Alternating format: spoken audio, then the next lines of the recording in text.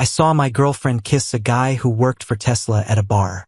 She pretended like she didn't know me and called me a creep in front of everyone. I changed my mind right away. Then she came for my chvel and wished she hadn't. Hey, Reddit. So, this happened around 8 months ago. The boys have been bugging me to post this tale somewhere because it's so crazy. So, here we go. I was dating this girl named Brooke, who was 25 years old and a woman. We both work for the same company, but in different divisions, so we didn't bother each other all day. She's a sexy brunette. Beautiful blue eyes and curves in all the right places. She also came from a regular suburban family. A typical family and a normal childhood. Me? I'm doing okay. I live alone and pay my payments on time. This ancient 69 Chevy Chevelle that I got from my uncle is the best thing that has ever happened to me. I spent years fixing that beast up. The whole 9 yards. Midnight blue with white racing stripes and chrome rims. When I'm not fixing up the automobile, I'm usually playing video games with my friends Liam and Bobby. They are jealous of your arrangement. A custom-built PC, 3 monitors, RGB lights everywhere, and a gaming chair that grips you like it's trying to propose. I had a pretty definite schedule for the weekend. On Saturday mornings, I would go to the garage and trade parts with other auto people. I would get oil on my pants and spend hours fighting about carburetors and fuel injection. We'd sometimes take the back roads for a little run with the motors roaring simply to feel alive. Sundays were sacred for long gaming sessions. Liam would carry his extra controller with him. Bobby would bring snacks and energy drinks, and we'd work hard for hours. 5 years ago, after my uncle died, I got the Chevelle. It was a rusty, broken item sitting on blocks in his garage. A lot of people would have sold it for parts, but I saw something in it. I spent every extra cash and weekend bringing it back to life. Had to learn everything by watching videos and reading posts on YouTube. The first big triumph was getting the engine to start after 6 months of work. The second time was the first time I drove it around the block. I spent more time on that car than most people do on their undergraduate degrees by the time I was done painting it last year. When I first took Brooke to meet the boys, it seemed like she fit right in. She would laugh at Bobby's silly jokes and seem interested when Liam talked about his newest PC build. On game evenings, she would sit on the couch with us and read through her phone, but she would glance up and cheer when one of us did something spectacular. Liam has always been my best friend since high school. He works in IT and can fix anything that has a circuit board. He once rebuilt my whole computer after I accidentally fried the motherboard by trying to overclock it too much. Bobby came to our team in college. He always has a crazy narrative about his weekend, yet somehow he still does great at his finance work. Man can stay up until 4 a.m. and still write perfectly good emails at 7 a.m. I have no idea how he does it. First, things with Brooke seemed fine. Dates on the weekends and Netflix and chill on weeknights. You know what to do. But after about 8 months, she started making comments like, "Don't you think that car is too old?" Or, "How long are you going to play that game tonight?" Nothing big, but they were regular tiny barbs. One time, as I was working on the exhaust system beneath the Chevelle, she came over without warning. I just stood there in my garage, making a big noise, till I rolled out from under the car. I thought we were going to that new sushi restaurant tonight. She said we weren't. We had no arrangements at all that night, and I had told her I was working on the car. The strange thing was that I always had time for her. All the time. We went out if she wanted to. If she wanted to watch a reality show instead of me playing video games, I would put down the controller and turn on the TV. I'd even take her for rides in the Chevelle, and she would pretend like she was having fun, but then later she'd say something like, "That's such an old man car." She also forgot about our plans. I'd arrive at her apartment for dinner and she'd be in sweats, saying she never heard me confirm. Then I'd show her our texts, and all of a sudden she'd recall but say it was my fault for not reminding her enough. We went to a car meet with the Chevelle once. This guy, who is really into cars, comes up to me and begins asking me about the engine specs, the restoration procedure, and all that wonderful stuff. Brooks looked bored as he stood there. After that, the guy says he works for a tech startup. And all of a sudden, she's attracted and asks him for his card to network in front of me.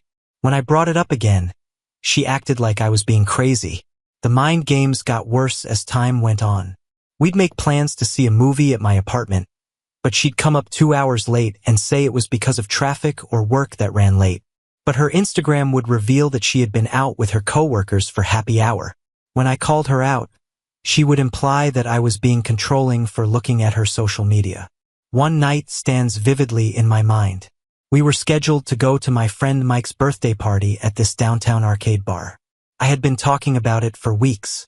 She texts me on the day that her mom wants her help with anything. A real emergency. Can't do it. I tell Liam, no problem. Family comes first.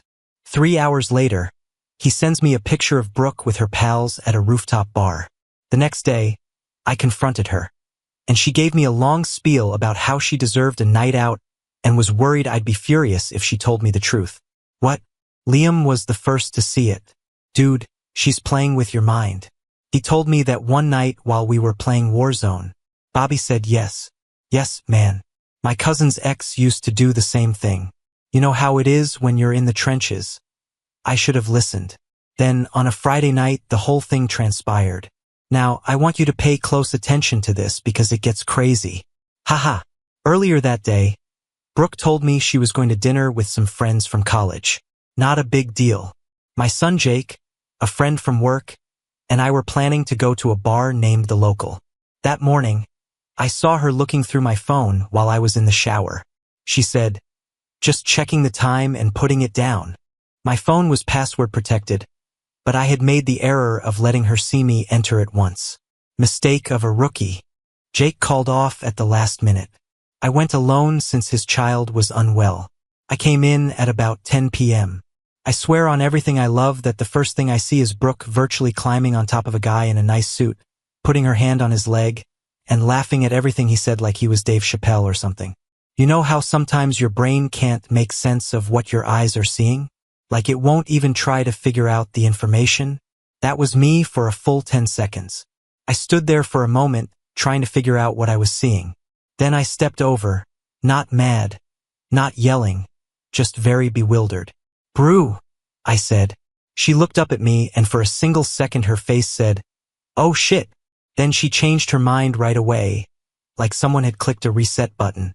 She acted like she had never seen me before and replied, can I help you? The guy with her stood up straight. Is something wrong? He had that vigor that comes from a trust fund.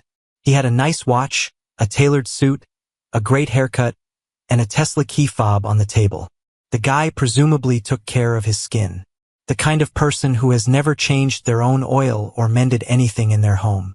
He had the arrogant face that people who have never been told no have. I said, gazing right at Brooke, I'm just wondering what's going on. That was when she did the nastiest thing I've ever seen.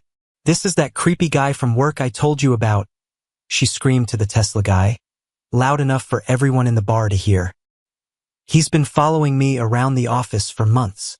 People started to look. The bartender was looking at us like he was about to call the police. The huge guy at the adjacent table turned around, obviously trying to decide if he should be a hero. She asked a passing waitress, can you get someone? This guy won't leave me alone. A security guard started to walk over, already with his hand on his radio. My ears could sense my pulse. If I made one incorrect move, a 250-pound guy with security draped across his tight black t-shirt would tackle me. The waitress was already getting her small walkie-talkie ready. 2 people at the bar were standing up, undoubtedly thinking they were going to be heroes that night. The Tesla guy was sitting there with a smug expression on his face, like he was enjoying watching this random scum get what was coming to him. At that time, my brain made a connection. I didn't lose my cool or make a scene. Instead, I felt strangely peaceful, as if everything had slowed down and I could view the whole affair from above. That's why I decided to change things up. Oh, I answered, really astonished. I didn't know you were dating someone. The Tesla guy looked lost. He looked at Brooke and then back at me. Hold on, do you two know each other? The guard stopped to see this happen. The waitress stayed back with her notepad in hand, waiting to see if she needed to call the police. Brooke jumped in. No, he's just a strange guy from work, I responded gently. Marketing department, different teams. I gave the Tesla guy a look that said I was sorry. Man, I'm really sorry. I never would have hooked up with her last weekend if I had known she was with someone. The look on Brooke's face was amazing. She seemed like she was buffering with her mouth open and eyes wide. The guard crossed his arms, suddenly curious about what was going on.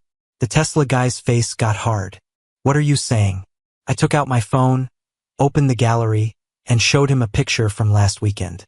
Brooke's head is on my chest as we lie in bed. We were both smiling. When it comes to my pictures, I'm a bit of a tidy freak. It just took me a few seconds to find it because Bobby often makes fun of me for it. I repeated again on Saturday. I'm really sorry, dude. I didn't know she was dating someone. The Tesla guy stared at the image and then at Brooke, whose face had turned white. He's lying, she said, stammering. That's an old picture. I turned the phone around so they could both see it. It was easy to see the date stamp in the corner. The waitress didn't even bother to hide that she was watching 6 days ago. She leaned in a little to see the phone better. The security guard really seemed to enjoy the scene a little too much. You said you were at your sister's last weekend, the Tesla guy said to her. If you like, I can also show you the texts we sent each other that night. I offered to help. I got the complete thread where she sent me the pin for her location at my place. I swiped the text to show him. She even emailed me that picture of her underwear right before she came over. I didn't really reveal the pic of the lingerie. I'm not that man, yet it was enough to say it. In less than half a second, the Tesla guy's countenance went from confused to disgusted. The guy from Tesla got up. Don't worry about it. He put some money on the table. We're finished here. Hold on, I can explain. Brooke started, but he was already leaving. I put my phone away and stood there for a second. People at tables close by were looking. The waitress that Brooke had requested to summon security was watching everything. I told Brooke to have a good night and then left. I really did get a nod from the security guy as I went by. Good move, bro, he said quietly. I could hear Brooke start to weep as I walked toward the door. Not calm, respectable tears, but loud, ugly wailing that gets attention and pity. I didn't turn around. As soon as I walked outside, I sent a text to our group chat with Liam and Bobby. You won't believe what just happened. Then I drove straight to Liam's house, where they were playing poker. That night, I blocked Brooke's number and got rid of her from everything. I didn't care what kind of spin she was going to put on it. She had showed me enough. When I got to Liam's, Bobby had already had 3 energy drinks and was asking for specifics. I told them the whole thing, and they just sat there with their mouths open. Dude, what the hell? Liam exclaimed. That's a cold-blooded chess move. He was truly impressed. Most guys would have gone crazy. Bobby couldn't stop giggling. The date that is on the picture. That's like capturing someone with the gun they used to kill someone still in their hand. My phone started ringing a lot while we were playing poker. Brooke called from numerous numbers, and then her buddies started texting me, calling me every name in the book. Screenshots of her saying I was obsessed with her. The exact reverse of what is genuine. Liam took my phone and read one message out loud in a very high-pitched voice. You're gonna feel bad about making her seem bad like that. Bobby laughed hard. Dude, the only thing you'll regret is not filming her expression when you gave him the picture. The messages kept flooding in all night.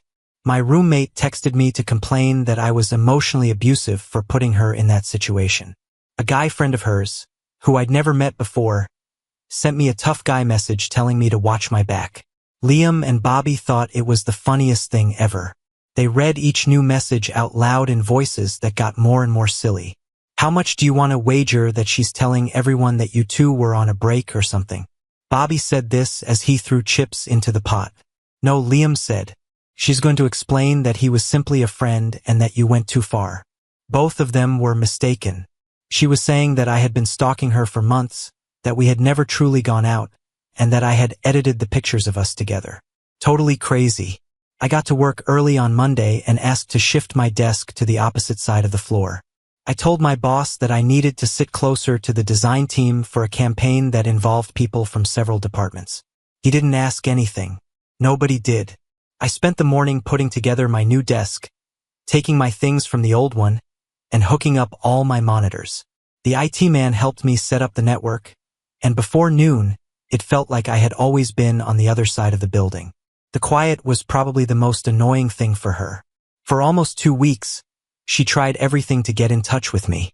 Came to my workstation, waited by the coffee machine, then cornered me by the elevator. I kept it tidy. I have a lot to do. I have a meeting to go to. Not interested. She got crazier the more I ignored her. Kayla, her best friend, then started talking. She worked in HR and had always acted like she knew everything. The kind of girl who thought a guy with a classic car was trying to make up for something. I heard her say to Brooke in the break room, "You should have ghosted him way earlier. That whole gamer thing is a red flag." She started making up meetings with me to trap me in conference rooms. One time I walked in and it was just her sitting there. "We need to talk about what happened," she said. I simply turned around and left. The worst part was when she tried to trap me in the parking garage after work. I was walking to my car with my keys in my hand when she sprung out from behind a concrete pillar like a villain in a horror movie. She stood in front of the driver's door and said, "You need to hear my side." I just walked around to the passenger side, got in that way, locked the doors and drove off while she stood there yelling. One morning, I came in to find a handwritten message on my desk, 4 pages, front and back, of her detailing how I had gotten everything wrong and how she was just trying to keep herself safe at the bar. I didn't even read the whole thing.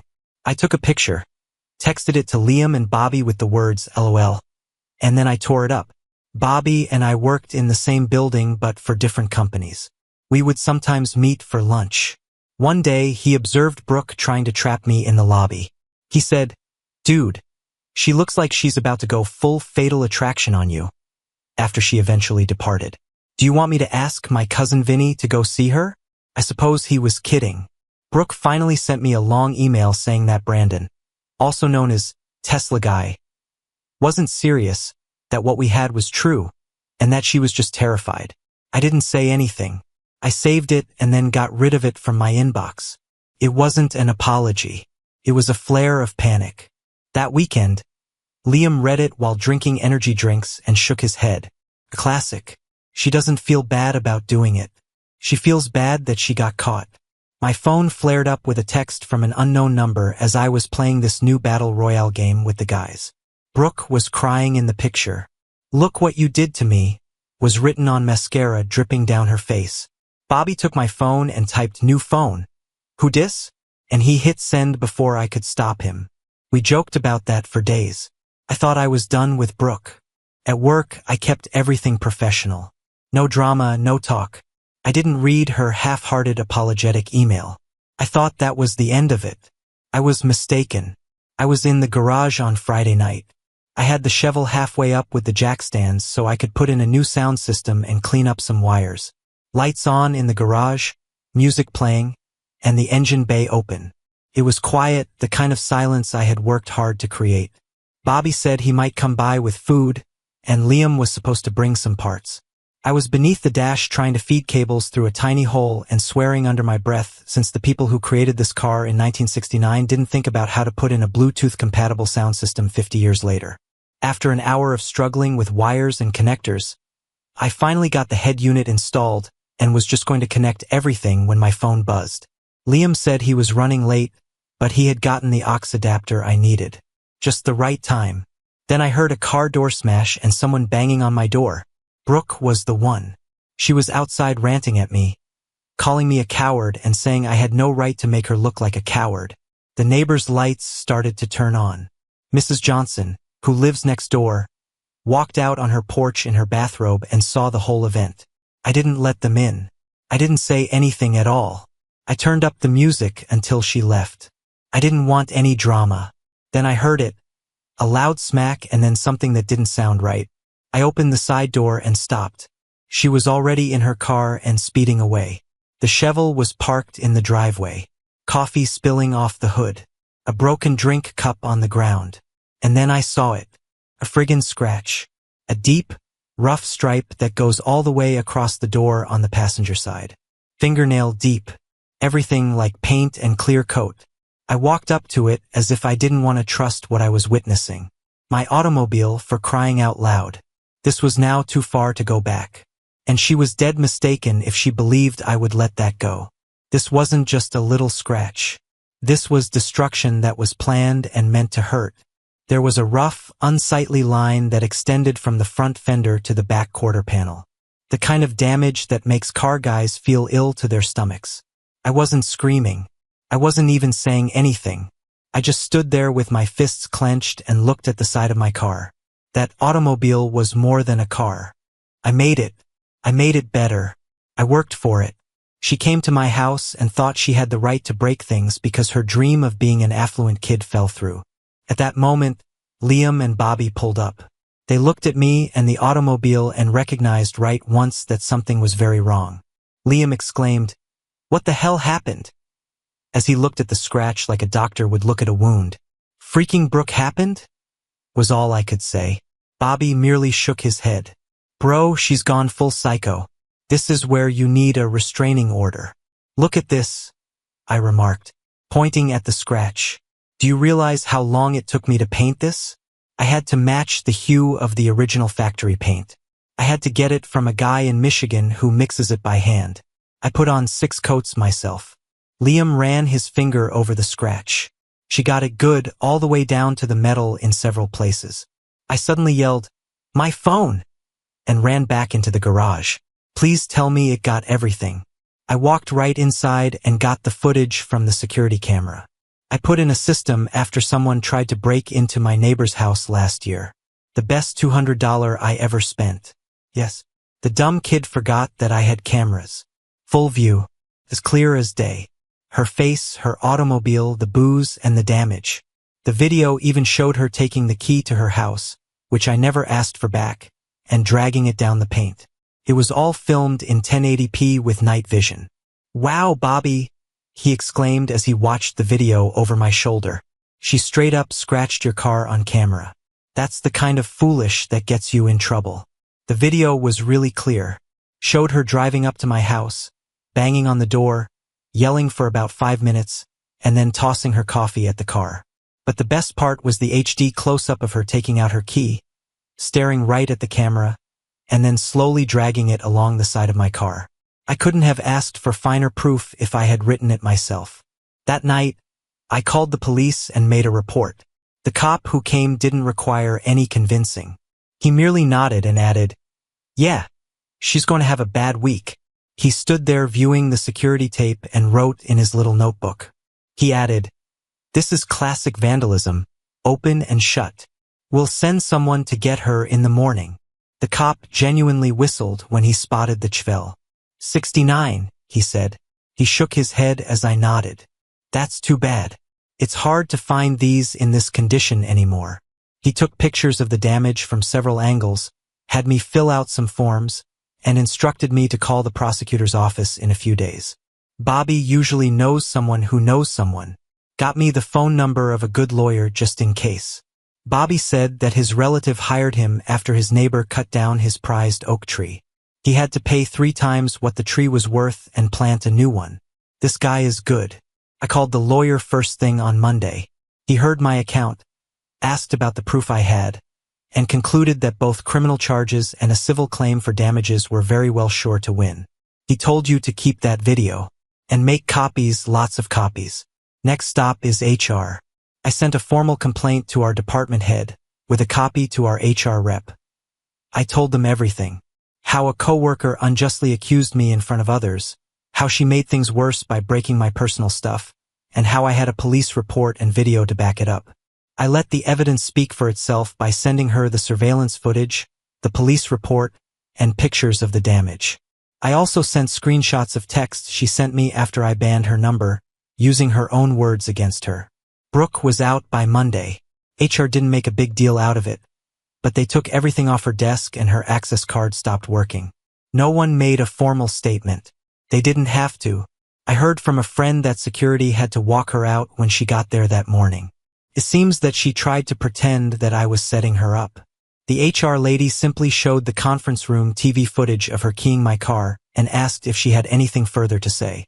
My friend who sets up the tech in the conference room said that she moved from being defiant to defeated in less than 30 seconds. It all started with the whole "he's obsessed with me" thing. Security accompanied her to her car with a box of her desk plants and photos at the end. She tried to get in touch with him again through email, texts, and even showed up at work one day by mistake before being hauled away. She texted from a new number and said, "I'm sorry about your car, but you made me look bad in front of everyone." I didn't answer. I just sent it to my lawyer. 2 weeks after I filed the police report, the detective in charge of the investigation called me. They had officially charged her with vandalism and criminal mischief. She had been arrested, booked, and then let out on her own recognizance. The next month was the date of the court. At the same time, my lawyer had filed the civil complaint for damages. We had a list of repair charges that included the custom paint, professional detailing, and even money for not being able to use the car while it was being fixed. After then, it was small claims court. I had my papers, my receipts, and an invoice from a detail business for repainting the passenger side and buffing away the damage. I even brought pictures of how it looked before and after. The judge didn't take long.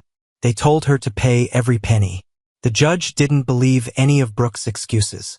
Brooke tried to say that my stalking her made her feel bad, but the judge just held up the security footage stills and asked, "Is this you deliberately keying his vehicle after trespassing on his property?"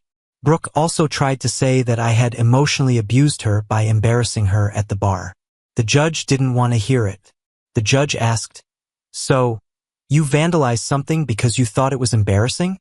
That's like saying someone cut you off in traffic, so you followed them home and slashed their tires." She made fun of the car, then she paid to get it fixed. Liam and Bobby went to court with me to help me. Bobby just smiled and remarked, "Poetic justice hits differently." The judge told her to pay $3,200 for the repairs and court expenses. The judge set up a payment plan for her, including payments of $500 a month plus interest until the debt was paid off. Brooke tried to talk to me in the parking lot on the way out. She said, "This isn't fair. You're ruining my life over a stupid scratch." I said, "Yes, this is what happens when you touch my car. Get lost." Then I got in my car and drove away. That's all I have to say.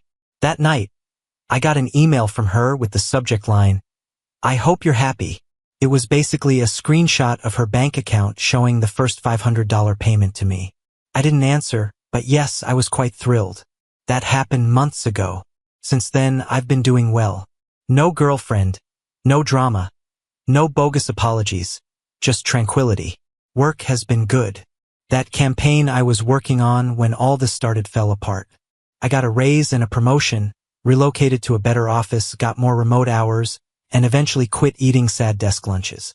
I had to supervise a team at my new job. I now have 5 individuals reporting to me. I have my own office with a door that locks. Real privacy. No more open floor plans where anyone can just stroll up and start talking. The promotion also came with a handsome raise. Not a lot of money, but enough for me to finally be able to get some of the auto modifications I'd been wanting for years. I got my first paycheck with the new income, and I quickly ordered parts that had been languishing in my online basket for months. Put some of that extra money into the shovel. New sound system, leather refinished, and full detailing. Had the paint fixed and matched. Then cover it with a ceramic coat. She looks better today than when I first took her out of storage. The ceramic coating made a big difference. Water beads off of it and small scratches come out like nothing. Cost a lot of money, but it was worth it for the peace of mind. It also makes the midnight blue paint look so deep that you could dive into it. Liam also helped me put in some modifications to the engine. Nothing too dramatic, just some changes that make her purr like a jungle cat. We spent the whole weekend putting in a new, more efficient carburetor, improving the intake manifold, and adding a performance chip that increased the horsepower by roughly 15%. We took her out on the vacant stretch of highway past the industrial district the day we finished. We went 110 miles per hour before slowing down. That engine at full blast sounds better than any music. Bobby captured it on his phone while sitting in the passenger seat. You can hear him yelling, "Holy dude!" above the sound of the motor as the speedometer goes up. Put that video online and a lot of automotive guys asked for more information about the project. We went to a historic automobile show in a nearby town. Drove there early and parked next to a line of Camaros and Mustangs.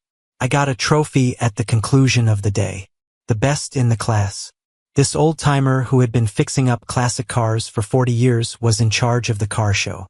He looked over my engine bay for about 20 minutes and nodded in approval. He gave me the prize and added, "You don't see craftsmanship like this very often."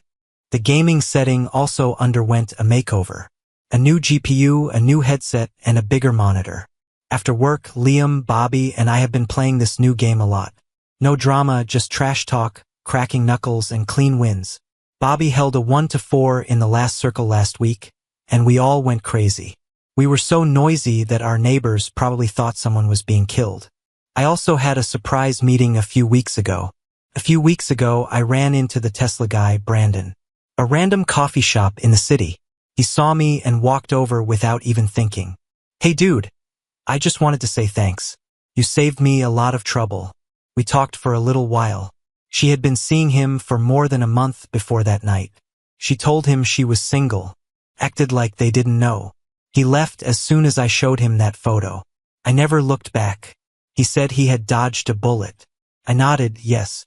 I agree. He said that she acted like an entirely other person with him. She said she was going to school for an MBA. Claimed she didn't want to play games and wanted something real.